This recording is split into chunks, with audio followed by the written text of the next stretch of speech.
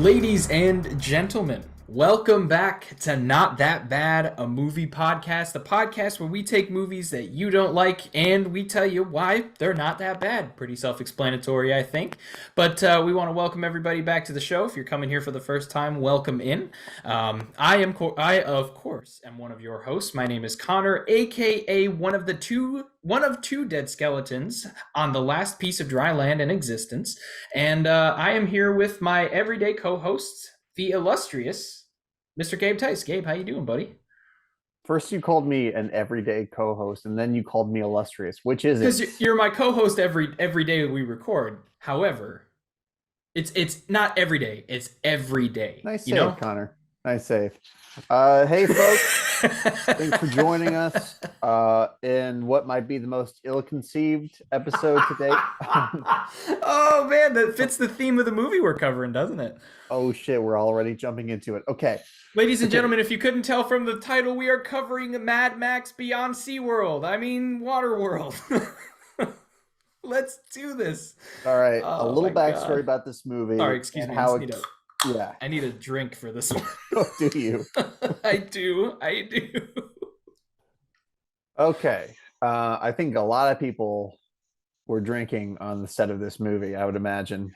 During every process of this film. Yeah. I want to just throw this out there as we're starting this. Not as a confrontation, but more so as just a normal flow of the episode. But in this form, it may be sort of thrown at you like a confrontation. So this was your pick. And this is coming off of a pretty fun episode that we recorded with our guest.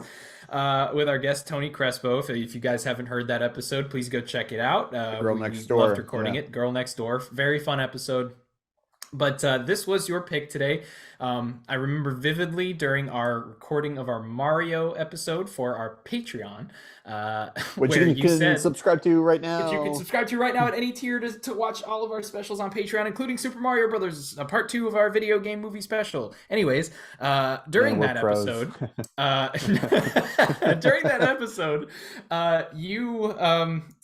you had brought up WaterWorld and I laughed at it, and then you said, you know what, that's going to be my pick. And then afterwards you said, you know what, yep, that's going to be my pick. And here we are. Tell us your history with WaterWorld. Yeah, so this is a first for the program in that I had not seen WaterWorld when I chose it. Oh, God. I thought it would be fun and just a nice change of pace for us, to take that approach. It's a movie I've been curious to see because of its kind of cursed history. It was one of the kind of biggest bombs, at least in the sense of was fun to clown on. People did not like this, did not respond well, of the 1990s. And people like to call this movie Kevin's Gate because the star and the actor, the star and the director, they're both Kevins. And of course, that alludes to what might be the most significant box office bomb in movie history, Heaven's Gate, which shows you the kind of reputation that has followed this movie. Now, the thing is, I love Heaven's Gate. I'm not sure if it's eligible for our program because it might be above a 3. There's been a kind of a revamped appreciation. We can look into that. But it's a movie I genuinely love. And I kind of hoped that would translate to me enjoying WaterWorld. Like there would be a natural one-to-one there. Without getting into all of our thoughts right here, I'll just say that's not exactly what happened. But I still thought, hey, I'll get Connor to watch this with me and we can talk about it and see how WaterWorld has aged, because this is a movie that people haven't really taken seriously and never talked seriously about. It's a joke to most people. So if nothing else, I think we can at least talk about it in a more critical way. I think so too. And for people who are unfamiliar with WaterWorld, because you may be, especially if you were born around the time we were. Yeah. This was released in 1995. Currently sits at a 2.8 on Letterboxd, which did surprise me, a little higher than I thought it would be. As in 1995, this was the most expensive movie ever. This had a budget of between 172 and 175 million dollars in 95. And Man, it's amazing because if Superman Lives would have been made, this would have just destroyed that budget. I mean, it would have gone way over.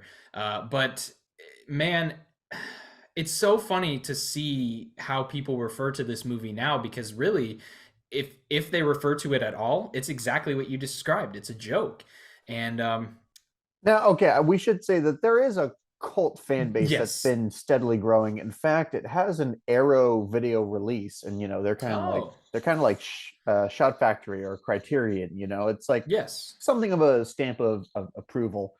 So that's probably what piqued my interest, really. Now, I don't know if some of the appreciation for this movie is ironic or if there are diehard fans of this. I bet there are fans. Yeah. I'm sure that's true. But Somebody has a another WaterWorld tattoo in the world. somebody went dressed up as Kevin Costner Yes. for Yeah. Halloween, I guess. Yes. Speaking Oh of, man. I think another crucial piece of backstory before we get in is Kevin Costner was riding high. Okay, he had just beat Martin Scorsese at the Oscars with Dances with Wolves, which was also a huge box office hit. He had done The Untouchables. He did Field of Dreams. Love Field of Dreams. Yeah, he did a number of movies that put him in the A list, and he's still an A lister. Don't get me wrong, Oh but yeah. but his involvement, it's a lot like what happened with Michael Cimino, the man who made um, Heaven's Kevin's Gate, Gate. Yeah. because he had a huge hit with The Deer Hunter, won some Oscars. It kind of gave him a blank check to do this huge, grandiose, ambitious movie in Heaven's Gate. And I feel like even though Kevin Costner didn't officially direct this, his influence and his part of the process here is a huge part of the tale of Waterworld. The production. Yeah, and it's going to be interesting to sort of see what to sort of see what parts of this movie we personally resonated with throughout, and to see what we haven't resonated with. See what we maybe we Uh, agree with the audience in some of these areas. Whether Kevin Costner came up with these things or not, what do you say we get into our positives and negatives? Definitely, definitely. And I'm excited to talk positives because I do have quite a few.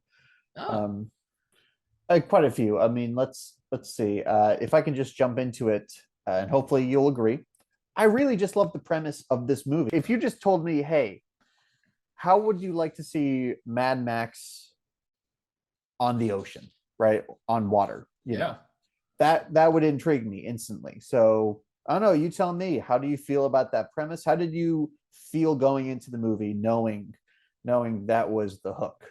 Yeah, so this was not the first time I'd seen Waterworld, but the first time in a long time that I'd seen it, um, was the reason why I laughed at you for bringing it up in our Yeah. Mario Brothers Yep. episode. And so revisiting it this time around, and any time that I think about this movie, I just think about, in theory, what a great premise this movie has. I mean, you know, whether or not they stopped at just having the idea that the polar ice caps melted and now there's a post-apocalyptic world in the sea, I won't speculate on yet.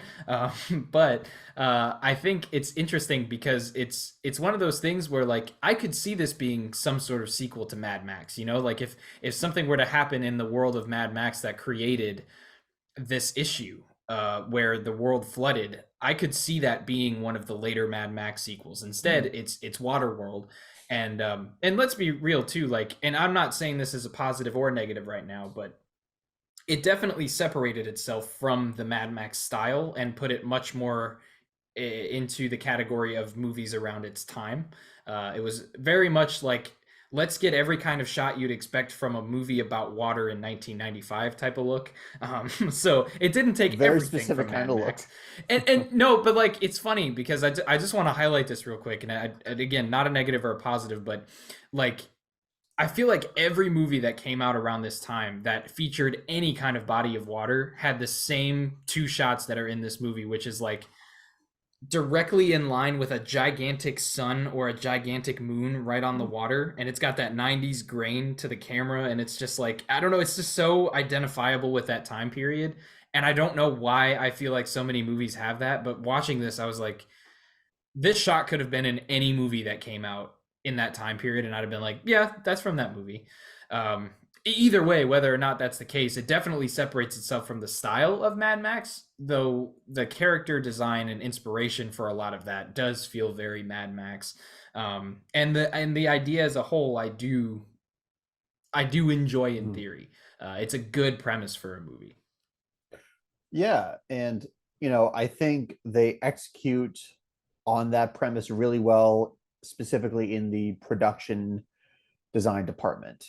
Like the look of this world, the specificity to the details. I mean, they spent so much money on this movie, you would hope Oh my to god. come out with, at least like, you know, for them to nail the production design, because when you're creating this environment, this world, and this mythos, that's going to be your key ingredient, Right. I mean, and again, I think they veer too much into Mad Max territory sometimes.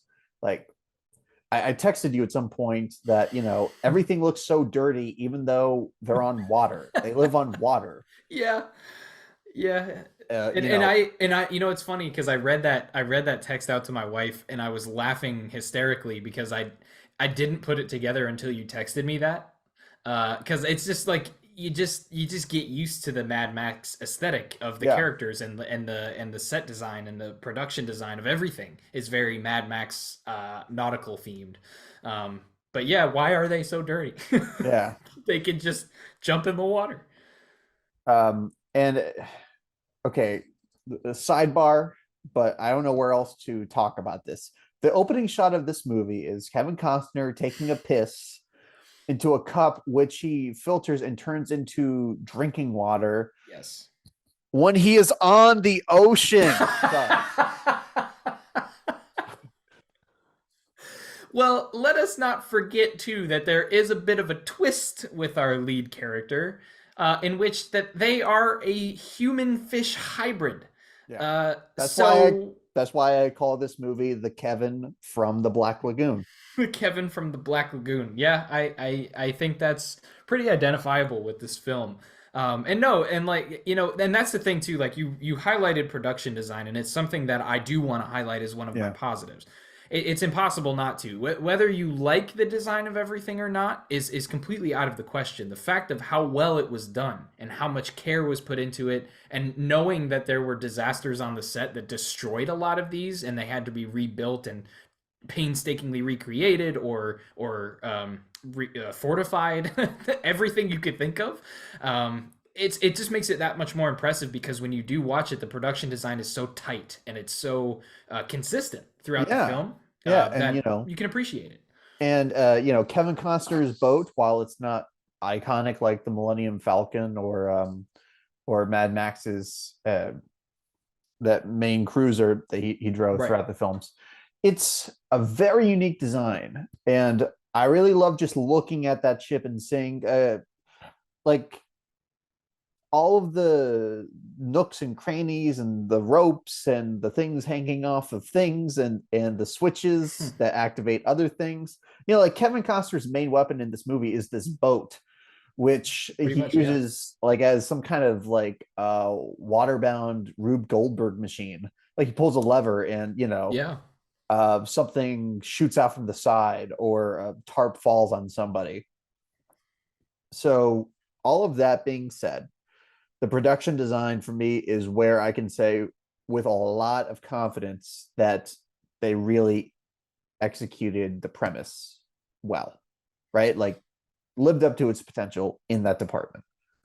It's the only thing for me that does make the premise feel like it's not a complete waste because there's parts in the story where they really could have driven home Yeah. or that missed opportunities. We'll get into that later, but when you think of a post-apocalyptic sea world, for lack of a better term, this is kind of what you think of, like not so much like the dirt on the characters and the dirt and grime on some of the objects, but like just how everything looks, and like a lot of the ships are rusted and they're built in special ways to accommodate the new world. And there's like on the baddies boat, there's like things for their crew henchmen to climb up, Mm. and they're deliberately punched through. It's clear that they're punched through in that way, and there everything as far as the production design goes feels like it was done with a purpose. Whether or not the story gave it the purpose that it needed, I can't say.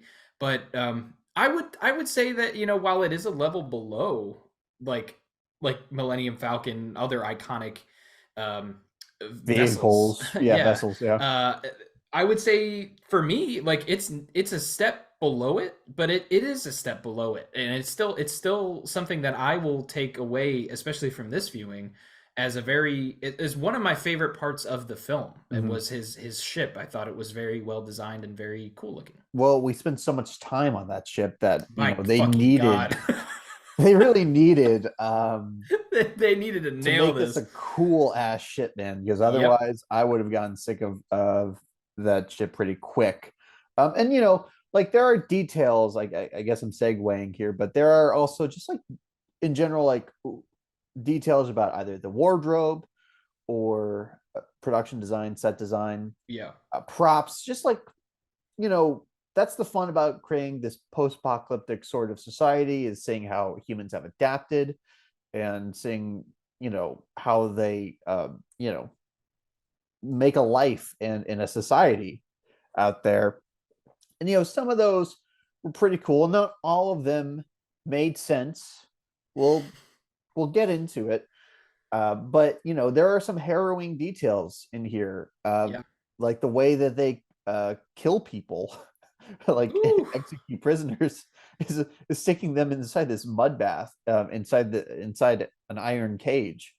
You know, I don't know. I mean, would you agree with that as like a general positive, or? The positive that I think I want to take out of it, and it's pretty much like a subset of kind of what you said there, and it's that I feel like everybody that was involved on a technical level with this film, I'm talking like everybody involved with lighting and camera movements and wardrobe and set design and everything on that level, knocked it out of the fucking park with this. They did their absolute best to just create this awesome world, whether the story was going to complement that in certain areas or not, whether it was a part of a plot hole or not, whether it was a part of a problem that I have with the movie or not. There was nothing that I saw on a technical level from this film that caused any problems for me. In fact, it's one of the most technically proficient movies with a terrible reputation that I think I've ever seen when it comes to the technical level. I mean, everybody that put their hard work into making this movie look the way that it does. Yeah, I know we're being like ultra diplomatic. I mean, we're trying to. We you know what we're doing right now? We are talking about this movie like we're a politician that was just asked about what we're gonna do about the health crisis, and we're just kind of being like, well, I think this country is a fantastic country, and I think we have the foundation to build. That's what we're doing for this movie. And WaterWorld is the crisis. WaterWorld is the crisis, yeah, and We're talking what we're talking the way that I bet the producers talked about this movie after it came out.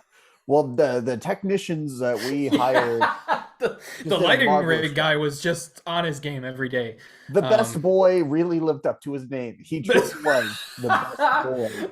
well, let me break that mold for us then, and let me talk about something that I can actually praise the shit out of, and that I can actually say that I really, really enjoyed, Okay. and there's no I caveat have to it. predicted what this is in Do my it. mind. Okay, you tell me. What is it? Dennis Hopper. I knew it. I knew it. Dennis Hopper. I don't have a fucking bad thing to say about Dennis Hopper in this movie. I read some reviews that said that he couldn't even save this, and that he couldn't that he didn't put on a good performance. I say fuck that. He was my favorite part of the movie on every level. Every scene he's in, he does his absolute. I mean, it's funny. Like I would have never thought as a kid or as a teenager, that Dennis Hopper would be somebody that I would grow to appreciate on a level that I don't appreciate many actors. And he has reached that status for me. I love Texas Chainsaw Massacre Part 2. Sure. I absolutely love Dennis Hopper in Super Mario Brothers, which we talked about on the Patreon. And in Yeah, we're this, doing a Hopper double feature, for God's sakes. we kind of are, yeah. And honestly, if Texas Chainsaw Massacre Part 2 was in the realm, I would have picked that movie probably first couple episodes. Well, And thankfully, it's not, because thankfully, yeah, people thankfully people do. have come around to that film, Yes. and Um, Dennis Hopper is a big reason why, I think. yes. And in this, he really, for me, when you talk about performances that shine in this movie, I do think the kid does pretty well. She would go on to be in Napoleon Dynamite, which I think she was much better in than this movie. Um, Wow, that's a weird Isn't connection. that weird? That's Yeah. weird. That's a weird She would go career. on to be. So it's funny. Like I'm looking at this little girl. I'm like, where do I know her from? And I looked it up, and I was like, oh my god, she's the chick from Napoleon Dynamite. I had no. The whole like literally. I spent half of this movie, which for those who know the length, it is a long fucking time to spend half of this movie wondering this. Yeah, um, well, it's well, it's not the longest version that you could have watched. Yes, I know, and I am grateful for that. However, back to the positives. Seriously, Dennis Hopper for me is the thing that really made this movie. It really helped me get through the movie in certain parts because there are parts of this movie that really I got worried, and Dennis Hopper was able to swoop in and just do something. Just, I mean, he's just his subtleties are even amazing. You know, when he's like got the kid in the little area and he's like trying to offer a cigarette, he's like trying to be nice in his own way as the villain. He elevates everything he does, and yeah, I just Dennis Hopper appreciation all the way. I'm gonna get an I Heart Dennis Hopper tattoo on my chest. Dude, Dennis Hopper is the man. So you're He not going to is. hear me say a bad thing about him. Now, in our Super Mario Brothers episode, while his performance was entertaining, while he brought a lot of energy that other actors wouldn't be able Yes. to muster for that role, he was off-putting in a lot of ways because it felt like Blue Velvet Dennis Hopper being dropped into what is supposed to be a kids movie. Yeah. Right. Here, By the his way, if you do want to energy, hear a more in-depth version of that, go check out our Patreon. but Kids here review. his energy works perfectly. Yes. I think this is after Speed, so he knew what he was being hired Yeah. to do, uh, and he's frankly, I think, the only cast member that knows what kind of movie he's in. Dude, Um, but I don't even know how he could because I don't even think the movie knew what kind of movie it was. well, what he knew this movie was a movie that desperately needed him Yeah. to bring his A game. Exactly. That's what Exactly. he knew. And I don't know how he feels about Waterworld. If he had a good time making it. When he made Super Mario Brothers, he famously hated it. Um, hopefully there was Yeah. hopefully people had a better time. I know Kevin Costner had a miserable time making this. We'll get to that, but I hope Understandably. Dennis Hopper had as much fun as the fun that he is bringing to the table. And he brought me a lot of joy in this movie. Everything I see him in from Texas Chainsaw Massacre Part 2 on just brings me so much joy. I mean, he's great in everything. And, I think Everything. we talked about this last episode, but he has one of the most interesting and layered arcs, career arcs in Hollywood history, right? I mean, there should be an epic multi-volume biography of Dennis Hopper covering every chapter of this man's wild, insane career. But, Dennis Hopper is not the star of this movie, No. and I think we should talk about the star of this movie. And I think that for me brings the positives to an end. Um, yeah, I did want to throw one more positive in there, and it's the three-way death explosion at the end. Oh no, that didn't work for me. I just needed anything to find at the end of the movie just to keep me interested, and that was what did it. I That's the I most cheered. backhanded pro that you've brought up in one Oh of these yeah, episodes. 100%. It's a spiteful pro. Yeah. The fact that any part of this movie made me cheer. Spoiler alert, the only part of the movie that made me cheer. The fact that that happened, I just had to put it as a positive. I only put three things down, and that's one of them. So I needed to Okay. get that out there. And with that, I think it's time we do go to the negatives. Yeah. Okay. So, Both ours and the audience, by the way.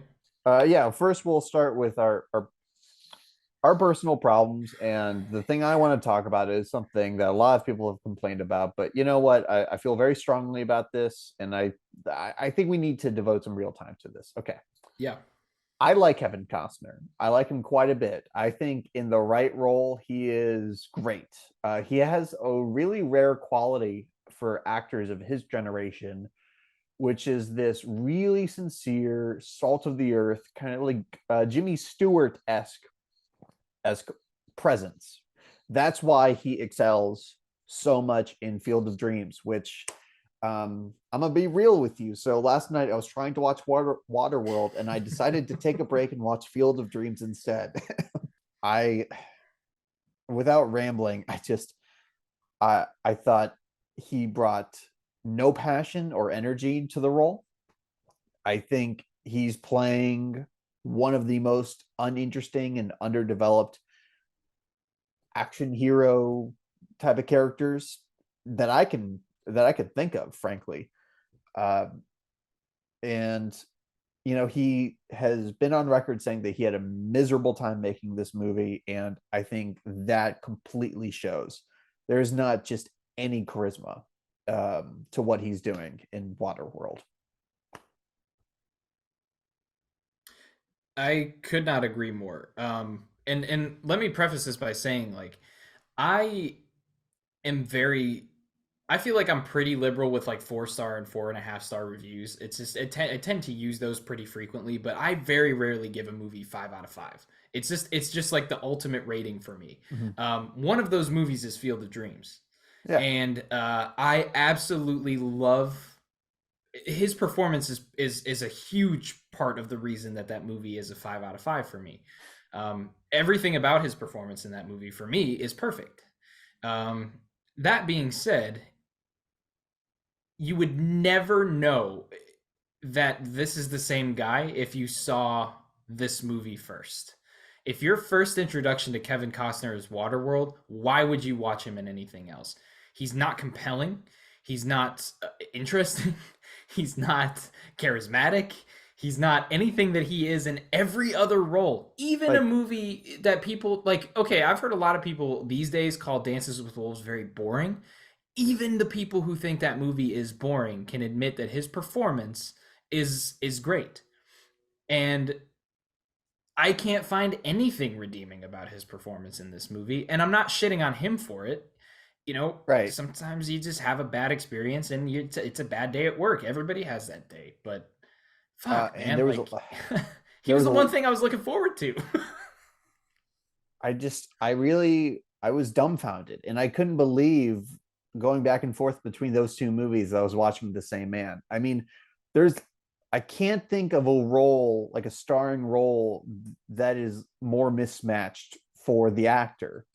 I mean, what I said about him, his famous like earnestness and his sincerity, just like he's playing like the most remorseless, soulless, lifeless, all the lesses that I can think, has been wrapped up into this one constantly soaked man with okay. I was saying some nice things about the design of this movie, but let me get something off my chest. I Okay. hated looking at Kevin Costner in this movie. I hated his hair. I hated his pants. I I hated his shirt. Oh my god. Oh shit. And being stuck with this character for over 2 hours was oppressive to me. And I went into this movie with somewhat apprehension. A movie doesn't get this reputation just by Right. accident. But I None of the movies that we cover get their reputation by accident, by the way. and I know I Kevin Costner has taken flack for this, and Yeah. it hurt his career, which I think is really unfair, because it's just like you Yes. said, it's a bad day at the office. but I was not prepared for how much that I would just not like anything that he was doing in this movie. Well, and that's the thing too, and this is going to transition to my first point in the bad because as much as I didn't like Kevin Costner, I wanted to make sure that I was, I knew for some reason, I just had a feeling that you would say Kevin Costner as a part of your bad. I don't know why. I just had that gut feeling. So I want to sort of say something and sort of transition to what I want to talk about here, and it's that you all of those things that you described were character traits, heartless, soulless, all of those things. But the problem is the script has the character be that way, but then it also has him not be that way. Like it's like they didn't execute the whole arc properly. Like, oh, the guy who's like soulless and heartless and is treating people poorly slowly comes around and becomes the hero by the end, and he tells about the little Yes. girl. He says, "That's my friend." It's done so poorly, and the story itself, the story, not the premise, the story built around the premise of this movie is so piss poor to me that it gives you nothing to redeem from the parts that are good from his performance. Because don't get me wrong, there are parts of his performance in this that are not bad, and it's those moments where he gets to have a little bit more levity, but they're so poorly fucking executed that they're not redeeming.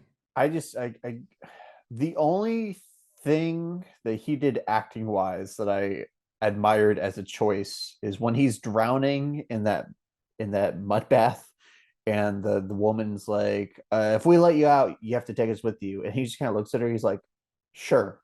Like, what the Yeah, fuck else am I gonna do? I'm drowning. That was, right.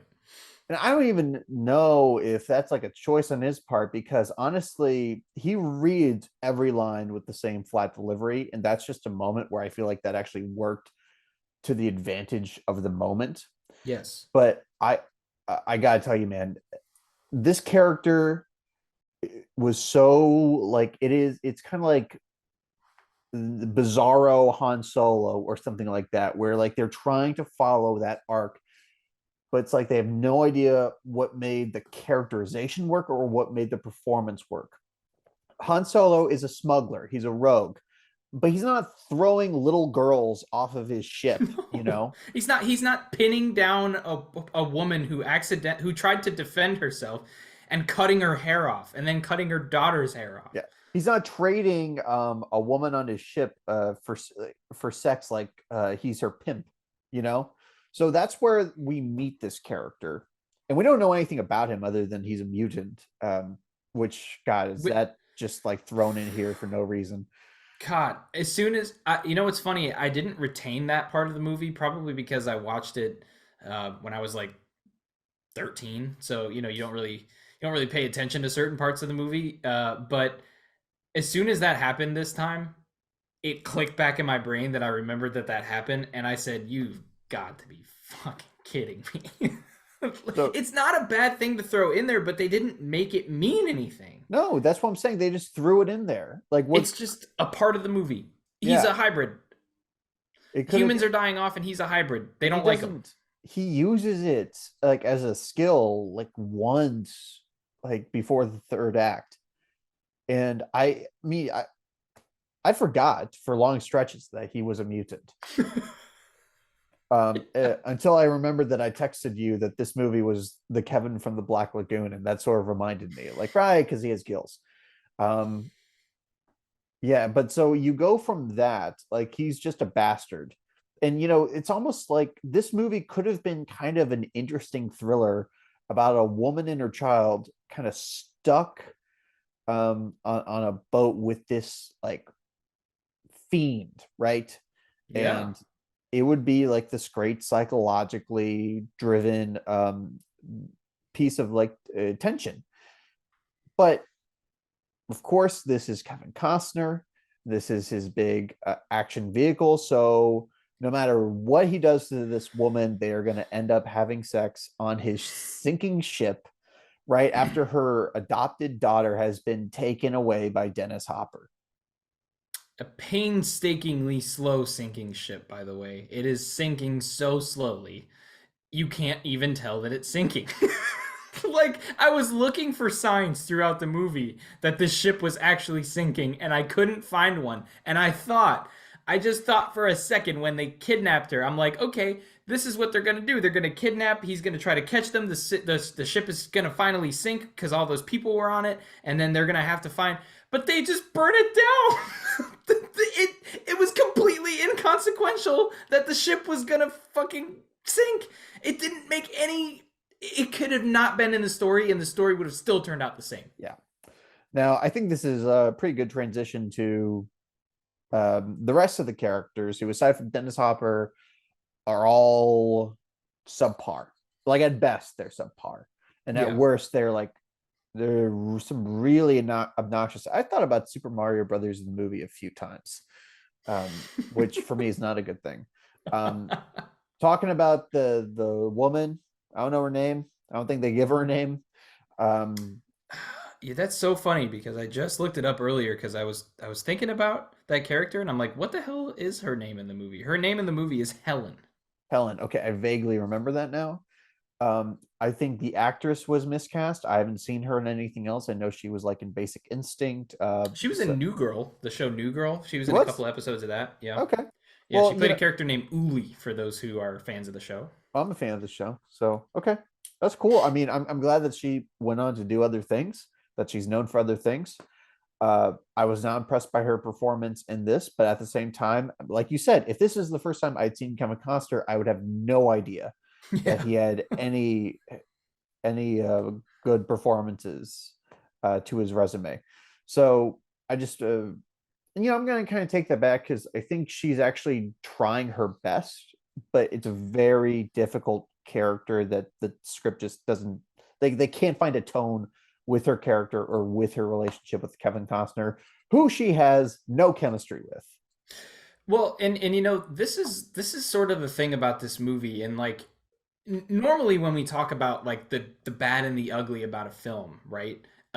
Some of the things kind of weave together and create one ultimate negative. And in this case, the audience does not like the characters and they don't like the acting.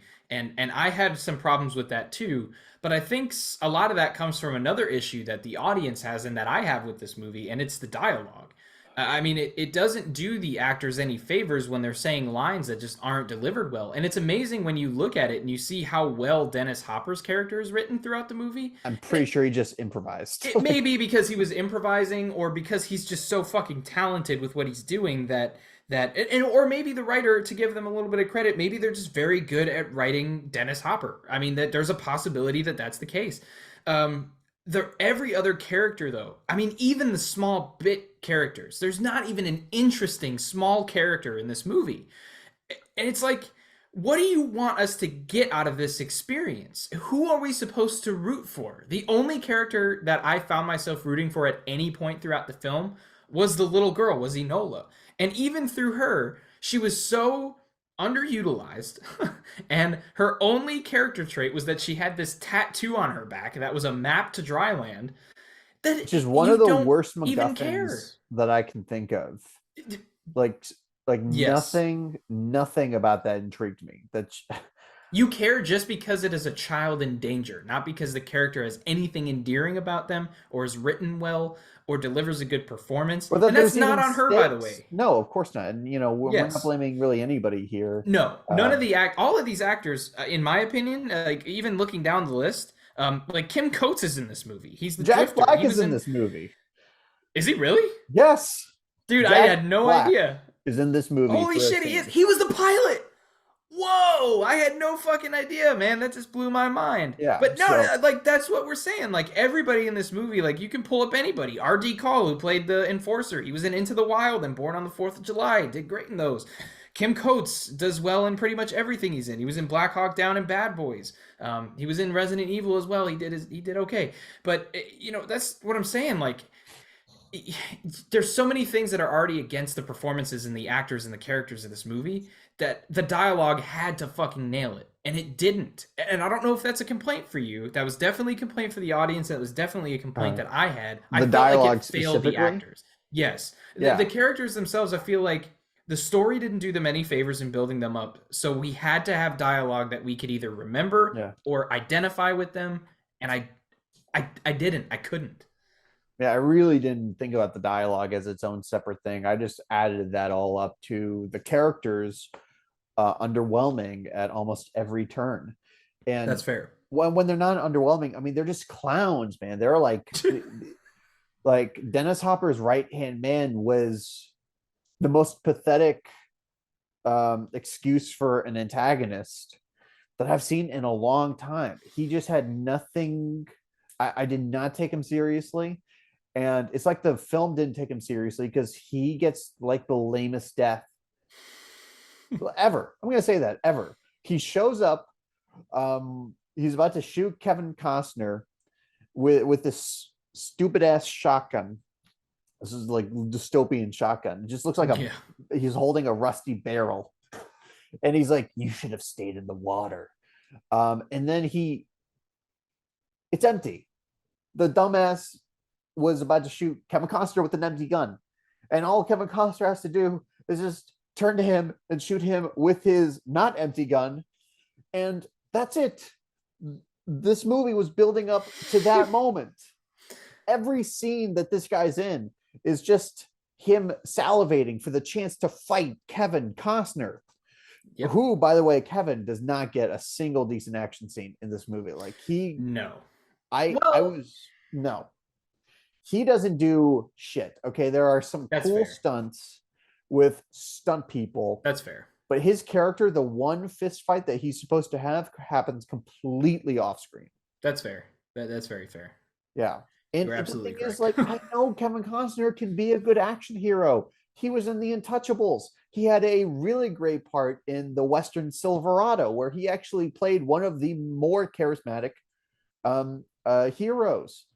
Silverado, good nod there. That's a good nod. And again, I was like, this can't be the same guy. there's a different Kevin Costner running around ruining this man's good name.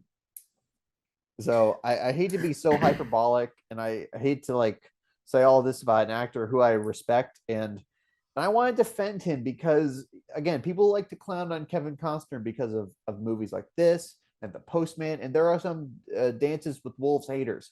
I am not a Yes. hater. I like Kevin Costner a lot. He got really bad roles, and he just had some shit luck. Yeah, and this is an interesting one too because if I'm remembering correctly, like even Robin Hood, Prince of Thieves came out Mm, before this. And yeah. even though that's a movie that people don't love, it's definitely over a 3 on Letterboxd.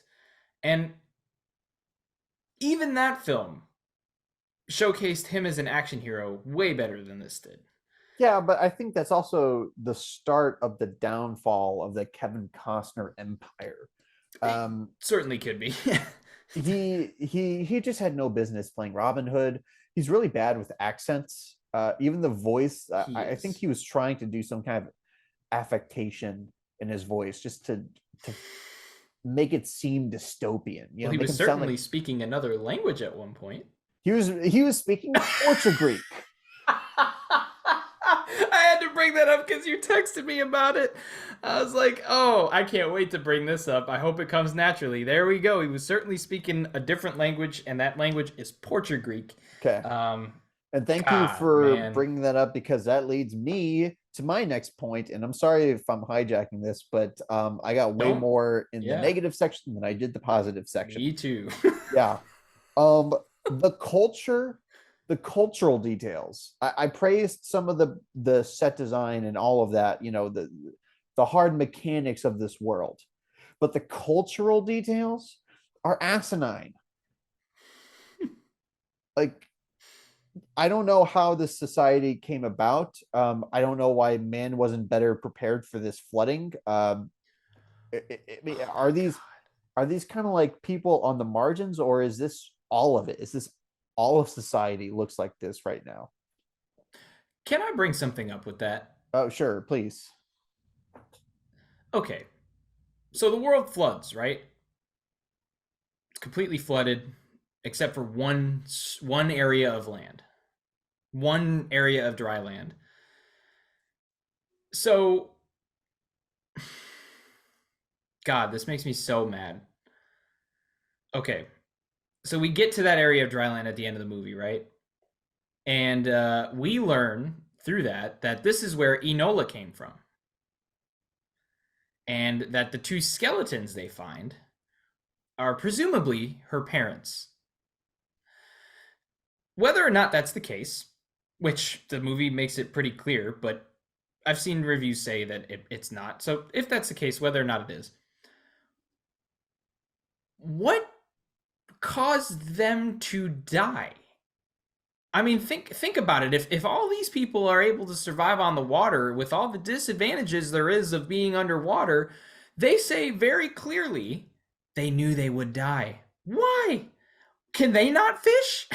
Can they not survive off of the natural resources on this one area of dry land? First off, people don't fish in this universe. What they do is they dive into the water behind their boat and wait for some giant fish monster to eat them and then stab at them from the inside. And that's how people fish in this stupid Dude, fucking universe. The other thing that blew my fucking mind is if they knew they were gonna die and they knew that they were in danger, why the fuck did they send their daughter into the fucking water?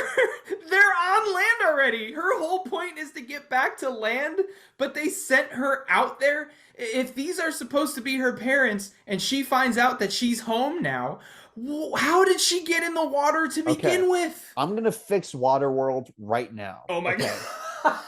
Dude, I can fix it too.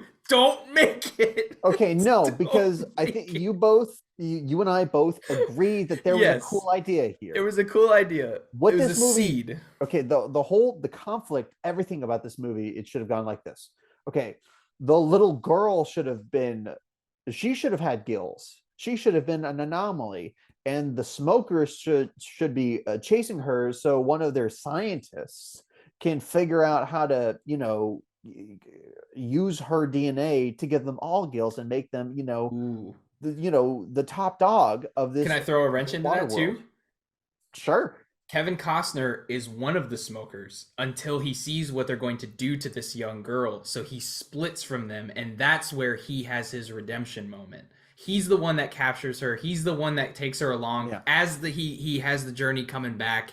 It gives you the opportunity to still make Kevin Costner a hero in the film if you're going to cast him. Which they should not have cast him. Well, that's a problem, but I don't think this movie gets made unless Kevin Costner's in it.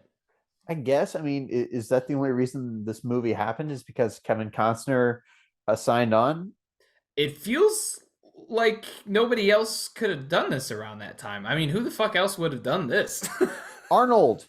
Oh, dude, if Arnold was in this movie, it would enter a whole new level of awful it might have turned the corner. No, it would have been so bad it's good.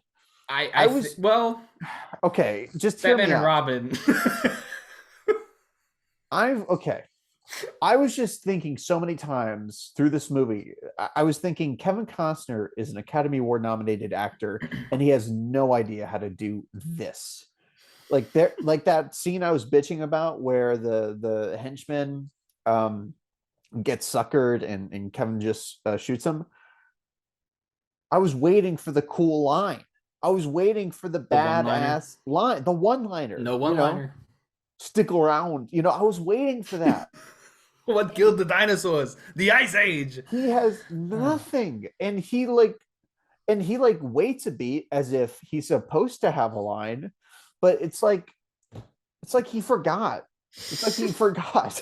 And so the director was like, okay, Kevin, actually, can you just jump over the rail?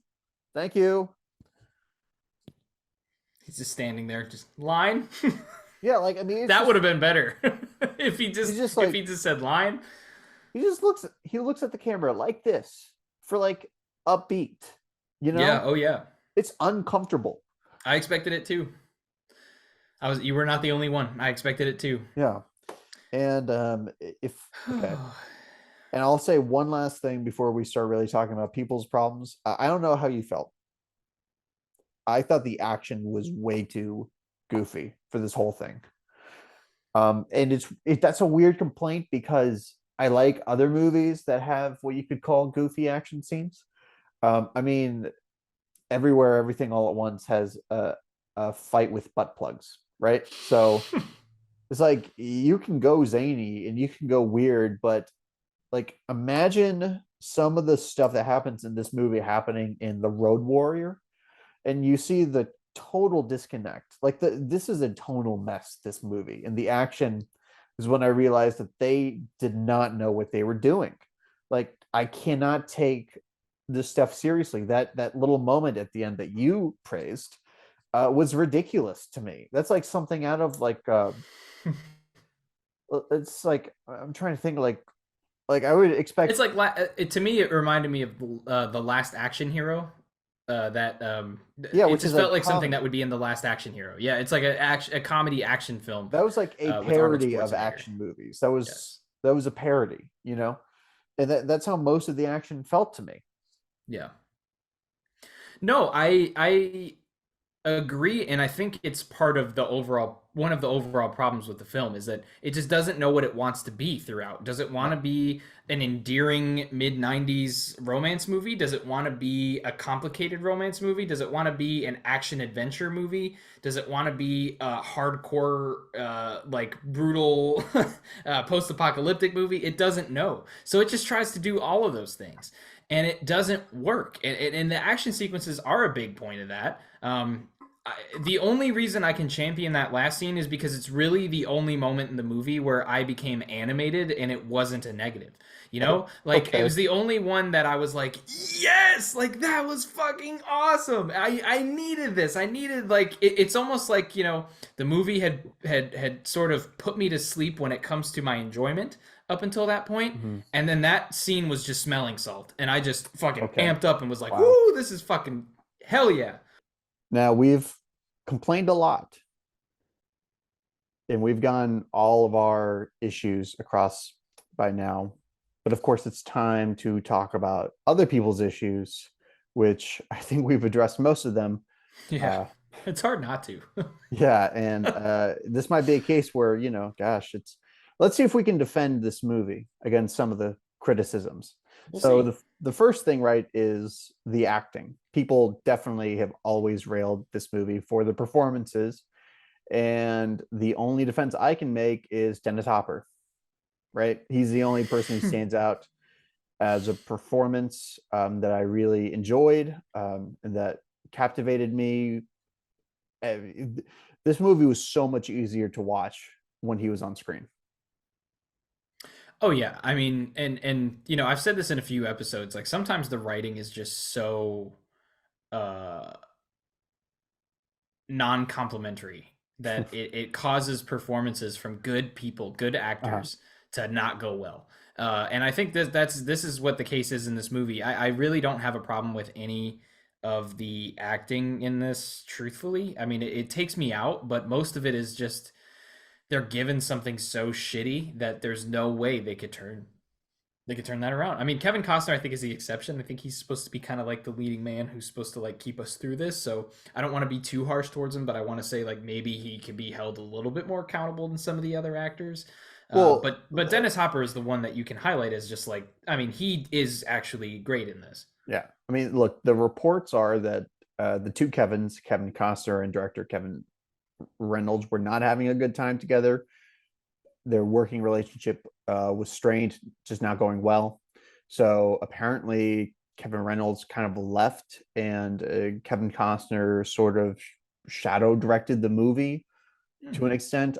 Now, given who he was and the momentum he had at the time, I can believe that he had a lot of input. This is his movie, really.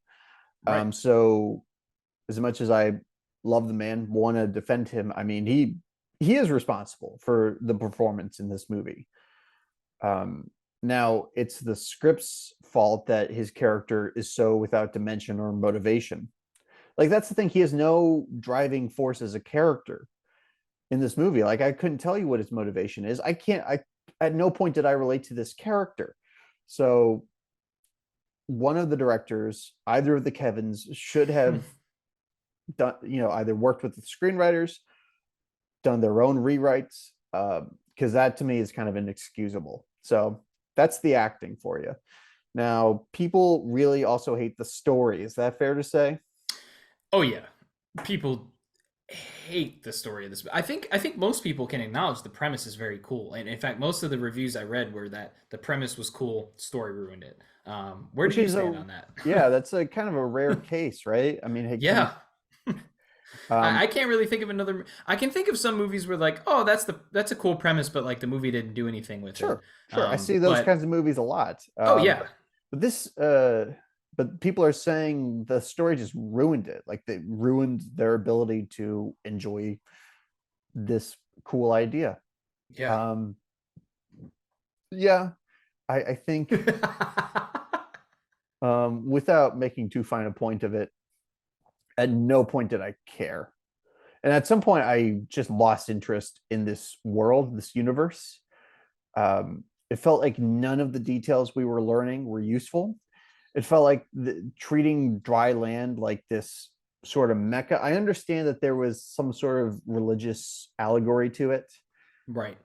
uh, but to me, that's just not something that's a tangible benefit for our characters. So I need to understand what's really valuable to people in this society. Like, I just did not believe that human beings would ever evolve to act like this. Well, that's the thing too, is like it's very vague on where we are in history because Kevin Costner's character is far from a young man. Like he's not Mhm. an old man, but he's also not like he's not like our age right now, you know? So like he is old enough to have been an evolution of humankind, right? And the rest of the characters are old enough to have never known what a crayon is, what is a newspaper, what is any of this stuff, right? They don't know. So why do they? It feels like at this point, like dry land would have just been like a urban legend, which like okay, that's fine if you want to go that route, but I feel like there should also be some kind of just like with everything, even with heaven in like what heaven is in some religious circles, there is some fear, anxiety, and mystery surrounding it. And I feel like in this film, it's not really that way. It's just like you described. It's the Mecca. It's the ultimate, and there's no mystery surrounding it. There's no anything until they just decide to throw in that like Kevin Costner says it's a myth, and then shows them underneath where everything's flooded and but that doesn't do anything. I mean, and like you said, it hurts knowing that there's no motivation on Kevin Costner's part to get there. He doesn't stay there, And he and doesn't explain why he leaves. he doesn't explain why he leaves. There's no purpose. It just it's funny too. Like the story is my biggest issue with the film. I do want to say I did miss one thing outside of it that I also had a problem with, which was the score. I hated the score in this movie. I just felt like it did not complement any of the scenes that it was in, and that's what a score is supposed to do. But when it comes to the story side of things, it is my biggest complaint of the film as a whole. It nothing about the story complements the premise, complements the characters, complements anything else they do with this movie. It just feels like the movie has no point. It's an exceptionally tedious movie, which, you know, two hours and 15 minutes is not a really long runtime. I mean, Kevin Costner's movie before this was 3 hours. And I would much rather watch Dances with Wolves with that runtime because it is so devoted to an idea. It is all building up to a conclusion, both as a story and thematically. Uh, you could boil this whole movie down to uh, Kevin Costner has to rescue this girl from a bad man, you know? Like compare that to something like the Terminator, you know, Terminator 2. That's another child in danger movie. Yeah, the fate of the world is at stake. There are no stakes here, unless you are attached to the characters, which I think we've beaten this horse, but I was not. So, and you know, kind of story and character kind of go together there to create a really tragic situation of just being totally impossible to care about what happens. Yeah, just really, really disappointing with such a great premise and great And great looking production characters, design, great production design, uh, everything. you know what? Everything was working for this movie except for itself in a weird way. You know, like Yeah. it was its own worst enemy. The story defeated everybody else that did a good job. And the director to an extent. I don't think every actor was directed perfectly, but the story feels like the biggest failure of the film, and it fails it so hard Mhm. that I can't even dispute the audience's issues with it. It's No, this is I can't exactly find the anything redeeming. this is exactly the type of movie that should be remade or rebooted. This is exactly what needs to happen because you had a great idea that was wasted. And, I know WaterWorld is still something of a toxic property. Maybe the tides will turn, no pun intended, and there will be a market for more WaterWorld in the future, right? Right. But I mean, you know, it's just really tragic that the one time that we could use a remake, it's for a property that, that's why it bombed. There's no interest in Waterworld. So why would they remake it? It's one of those movies that I think could benefit from a ripoff. You know, so somebody can like a new movie can come out that like takes the premise but like does its own thing with it, and then everybody can say it's like Waterworld but good. You know, I think that's what we need is we need somebody to just be bold as shit and go, you know what? I like this, but I hate the rest of the movie. Let me just fucking make my own version of this and call it something else. And put like I think truthfully, the way that they could do that is by focusing on the two girl characters in this, the woman and the young girl, uh, as opposed to Kevin Costner's character, and it would be a completely different movie. And people could say easily like, oh, this is just Waterworld if it was good, but you could get around certain copyright problems and certain lawsuits if you just make it different enough. And I feel like for this, and especially since like some of this stuff was like kind of dated for the time, I think nowadays they would do much more of like a CGI, less motor powered type thing. Like this was a little weird with like they had like jet skis and shit. I don't think it would do that nowadays. Um, I don't know. That felt Why very not, out of man? You place for can't me. take away the jet skis. It just felt like how long have they been off of land that they still have jet skis? You know what I mean? Like, Like, would they paddle around everywhere? no, Would I there think be like canoe races? well, I think the idea is that like by then they would have evolved to have created a machine that operates on water or like make like something that looks So you're less saying like a practical it should object have if it was made served nowadays. it should have served the function of a jet ski, but not look like a jet ski. Right. Well, like I think that's what I'm saying. I think like today they would do something like that. I don't think Yeah. that they would just be as bold as to say like, yeah, they just have black jet skis and that's what they do. I think they would There's try to make it its own thing. there was something about the image of those losers riding around on their jet skis and shooting their guns. It just at some point I felt like I was at a water park. And I don't Well, the name itself sounds like you're at a water park. which is Waterworld is supposed Waterworld to be a big adventure. is one lame ass title. It's a That's lame fucking title. It's a lame dick title, man. This thing, even Mad Max Beyond SeaWorld would have been better. Like, it just like when I first heard the title Waterworld and I saw Kevin Costner was in it, I thought this was gonna be like a romance about a SeaWorld type place. That's what I thought this was gonna be. which Like it a kind of is. dramatic. Well, that's what you can take away from this fucking god awful story they give us. But it's like if you're building the next action adventure epic, the most expensive movie to date in 1995, this is what you give us from that?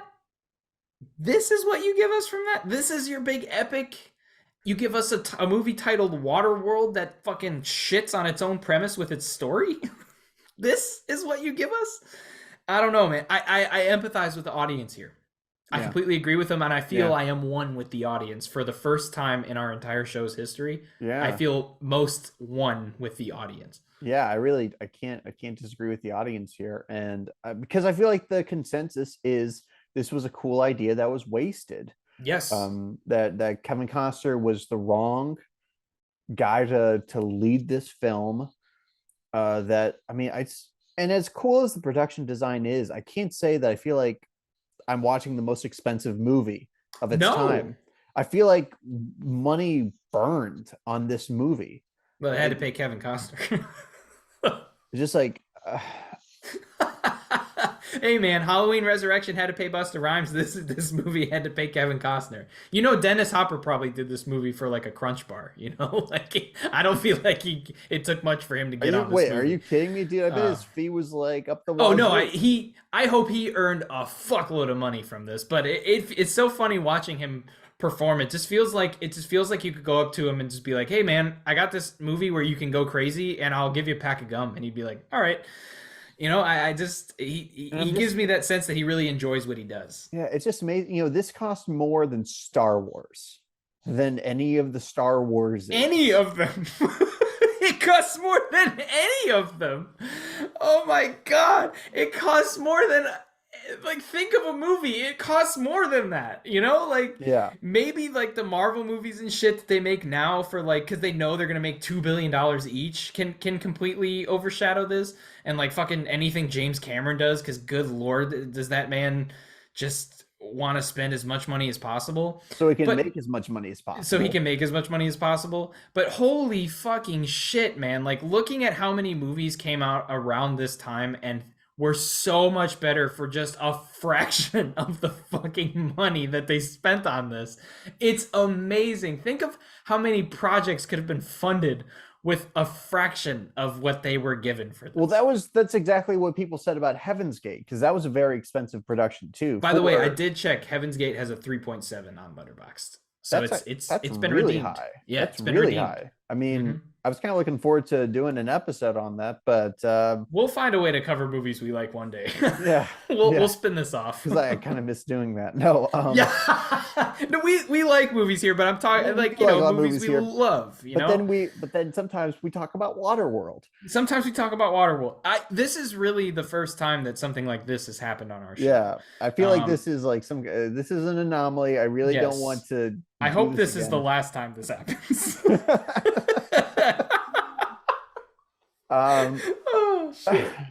and something that I was thinking is that this could be a cult classic in the future, but not for the right reasons. That's why I agree. I just don't know if that Arrow video release was done in jest. Because they release schlocky movies a lot. Um, they released the original Dune, which David Lynch will tell you himself that was not a good movie. See, but that's a movie that really like does have a cult following for the right reasons. Like people do actually like that. Now, I'm not Um, saying that everybody does. It does have some. I think that one's more split. I I don't. I don't see anybody. I I don't think it's see a large group more. being that for this. I don't know. I think it's more that David Lynch has a following, and That's where it he, comes from. Yeah, yeah. I don't know what else Kevin Reynolds has done, but that's he an does not excellent have the question. following to fall back on. Good question, Gabe. Let's see what else he's done. Oh Oh, man. director of Robin Hood, Prince of Thieves. No fucking way. He did Robin Hood too? Wow. Okay. Let's see. He also did The Count of Monte Cristo from 2002. Which is supposed to be a good movie. He did let's see. Tristan and Isolde, 2006. 187 or 187 with Samuel L. Jackson and John Hurd's in that movie. Uh and that's about it for like major stuff. I mean, he did some I'm other sure this stuff, did but not help his career. oh no, I Sorry, this looks Kevin. like, is this the third movie he did with Kevin Costner? It is. This was the third film he did with him. He did a Fandango in '85, Prince of Thieves in '91, and then this in 1995. Wow. Wow. Wow. Yeah. Wow. This is, Uh, man, I don't, okay, do we have any other audience complaints that we wanted to touch? I mean, the characters is definitely something that they had a problem with, but we've I think beat the characters to death at this point. yeah, There's a lot of things that go into these. I think as you read reviews, even though people will separate their complaints, it's all sort of webbed together, at least with the just characters and like the Kevin dialogue and the Costner's story. toes in this movie, Sort they're of webbed like, together. well, with his inconsistent ones, because it's not that throughout the entire movie. I'm sure WikiFeet had a field day with this movie. Um, I was extremely uncomfortable the entire time. So I guess that leads us to our final verdict, and I don't think it's a complete mystery where we're both coming down. But unless you have anything else to say, I would love to hear your final verdict on Waterworld. Yeah, look, I mean, I think we just gotta come right out and say what our verdicts are because why dance around it? We can both nitpick this movie a lot, and that's not what this channel is supposed to be. It's just like a nitpick fest. We're not cinema Right. sins. We're not doing that. Yeah. Um, And we try to be very positive. That's the point of the show, is to be very positive. yeah, I gave this movie a chance, and I wanted to like it um, for a lot of reasons. I'm a fan of the lead actor. I'm a fan of the idea. I'm a fan of this whole subgenre of post-apocalyptic, grungy action movies. Whatever you want to call that. I mean, I call it like a Mad Max clone, but that's not an insult. We No, don't have enough Mad Max movies. I want more. We agreed. we don't have enough. Um, Boy, but that being said, I had a rude awakening with this film. I could not believe how hard it was to get through. It took me 4 tries. I was so uncompelled, like anti-compelled by everything from the characters to the story to even the world that they create, even the society and the culture that we see. I thought some of it was laughable. I thought most of it was awkward. And um, now, the only thing I will say is I don't think that Kevin Costner should have suffered from this movie's reputation as much as he did, because this is kind of a movie that has followed him around for a while, and I think now people are forgetting about it. But it was his black mark. I don't think it should be a black mark for him. But do I like this movie? Did I enjoy myself? Hell no. Do I ever want to watch this again? Hell no. And so, ladies and gentlemen, I have to say that Waterworld is that bad. It really is. Honestly, 2.8 is kind of generous. Oh shit. Well, um, all right. So I guess Yeah, that top goes to that, me. Connor. Where are you Um, going to go from there, Connor? Beyond the horizon lies the secret to a new beginning. Waterworld is actually great. No, I'm fucking no. Look, there's no way of dancing around this. I had an awful time watching this movie. Uh, I had an awful time watching this. I wanted it to end so bad, and it just would not end. And I will never watch this again unless I'm made to. I don't ever want to discuss it at length ever again. um, this is 135 minutes of getting kicked in the balls, and man, it's that bad. I mean, like you said, 2.8. You said it's generous. I think it's very fucking generous. I would easily agree with the 2.4K people on Letterboxd who gave this film 1 star. And I'm giving it only for the production design and Dennis Hopper. Maybe I'd throw in a half a star, just a little extra for Give being it two, generous myself. 2 out of 5. I would give it 2 out of 5. And no, I absolutely hated this film. It is the only thing that does not make it mama for me is the production design, because at least I could take, and Dennis Hopper, because at least I could take something from this film and say I enjoyed that about this movie. It is the antithesis of a movie such as Rob Zombie's Halloween 2. I had to sneak that reference in there. We almost made it the whole episode.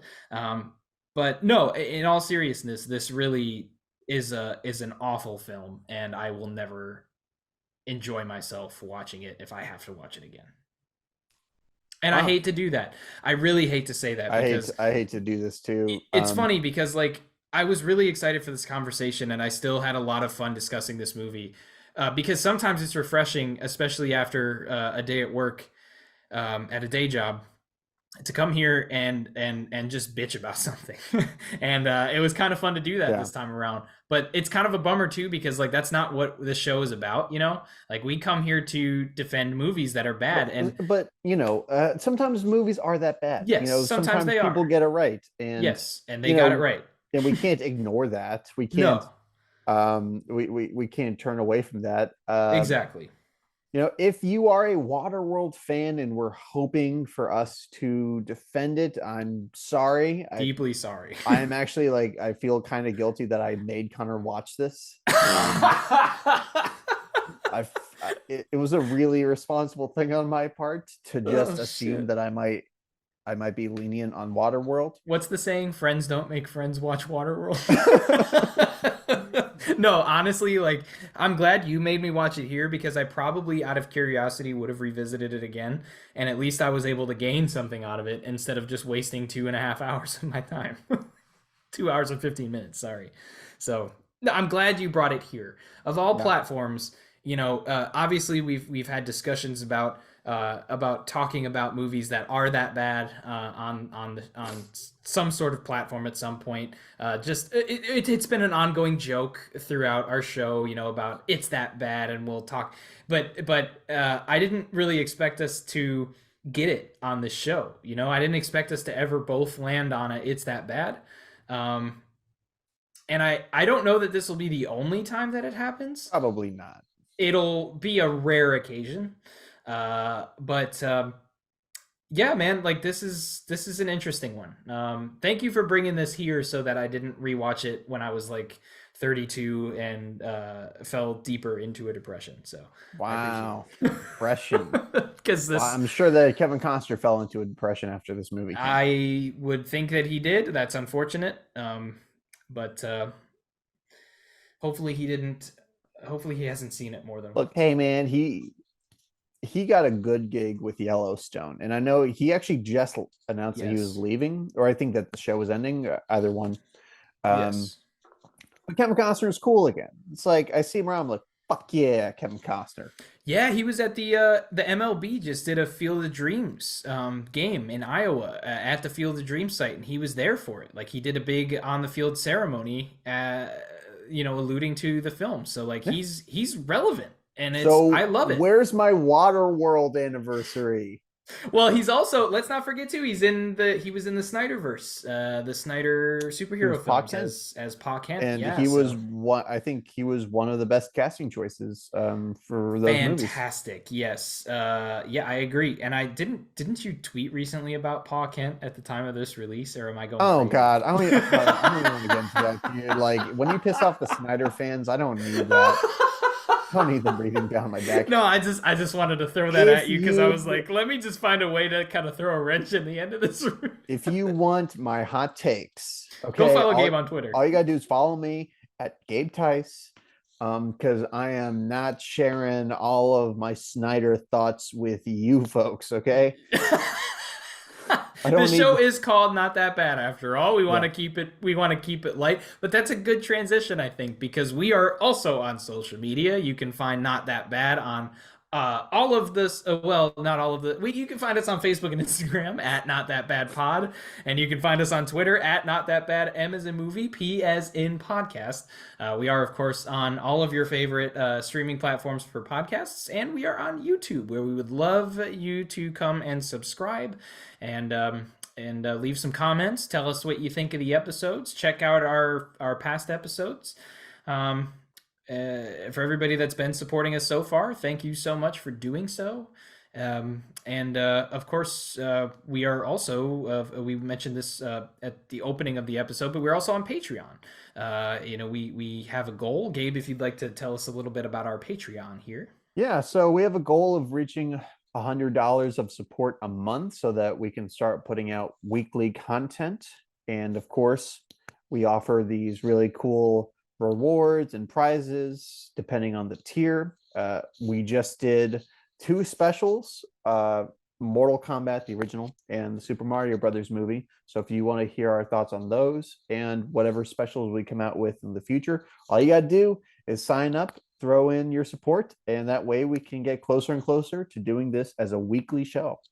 Yes, and don't feel like anything is too small. We obviously, we appreciate any level of support. But we made our specials available to any tier on our Patreon because we wanted everybody to know that it's not that you're just giving us money. We're not going to come out here and we're not going to beg you for our money for your money or sit here like Mr. Krabs and just roll in it once you give it to us. We're here basically just we're trying to make the show better, trying to make the show greater. And if you want to show that extra area of support, do not feel like you need to. But if you like the show a lot, you want to see it every week, you want to see some cool specials every once in a while. Eventually, once we get going with it, live things like live hangouts, things like that, definitely check it out because as we continue to grow, we'd love for you to grow with us, and that would be an amazing thing. And again, if not, do not feel pressured. We love any kind of support. Subscribe on our platforms, watch our give some feedback on our, give us some reviews, some comments. It would be amazing.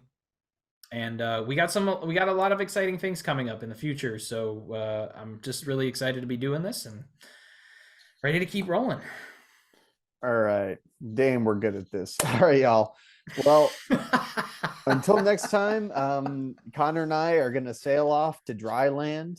There's only one area left, so we got to get there quick. A fun fact, dry land is what Ben Shapiro's wife calls their house.